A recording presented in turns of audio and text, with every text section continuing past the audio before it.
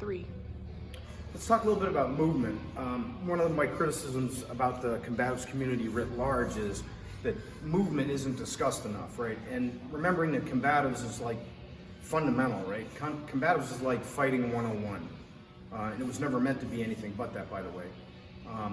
Where when you start fighting in combat sports and all that stuff, it's the advanced degree, right? It'd be like someone in high school trying to compete with, a PhD. It's just not going to happen, okay?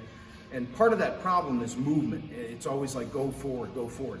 And as I've said previously, I'm the king of that, right? The spearing elbow, crash the distance, and then you're inside and just keep pressure on that person keep them on the back of their heels until they fall down, which again, Bob the crackhead, that's fine. But when you deal with anyone that has any athleticism at all, it's probably not gonna go that way. And interestingly, we've had a bunch of our combatives guys get in the ring with our fighters.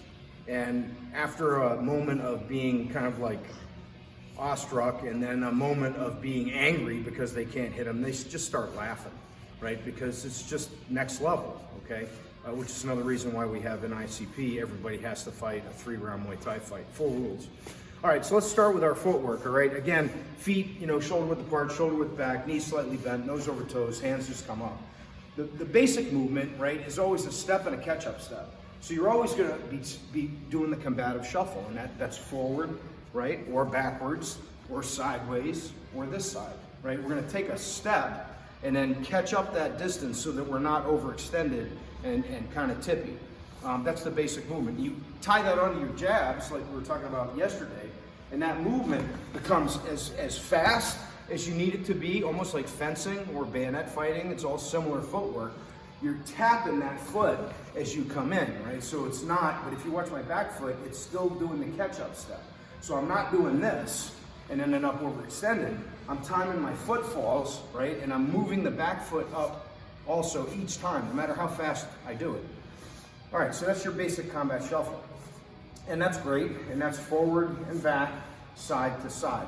Now, where people mess up a lot, both in combat sports and combatives, is when the pressure's on, they don't know how to get out from under it. So there are two methods, right?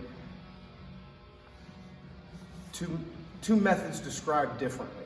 Okay, so the first method with combatives, you all know this, open the gate, okay? That's an in quartata movement. That's from John Stiers.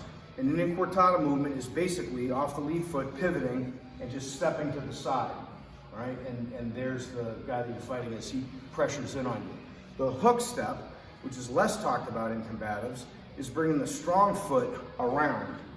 And again, it gets me the same angle. So if you think this is the axis of the attack, I'm here, I'm gonna just do this, or I'm going this way, boom. Now that's a function of space. Like I said yesterday in the jab video, I won't do that if I'm right on top of a guy.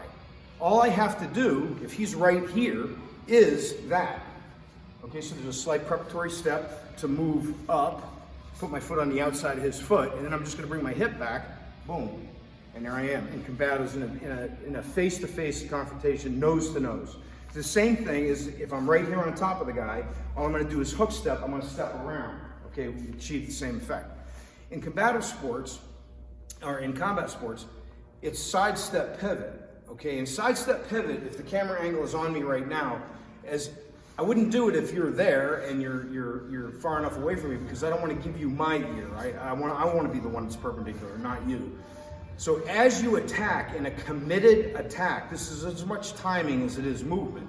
I'm gonna step with the foot in the direction I wanna go first, which is sidestep, pivot, boom, boom, then I can re-attack. The same thing, if you attack me, rather than stepping back, you can go forward faster than I can go backwards, I'm gonna time as you attack, sidestep, pivot. Now, when you go to your weak side, it literally is that simple, right? It's sidestep, and then this foot's gonna pivot all the way back, boom, and his assault, as he's attacking, is gonna carry him into this position, so now I'm on his flank, all right? The same thing is true going this way, but it's not a full step.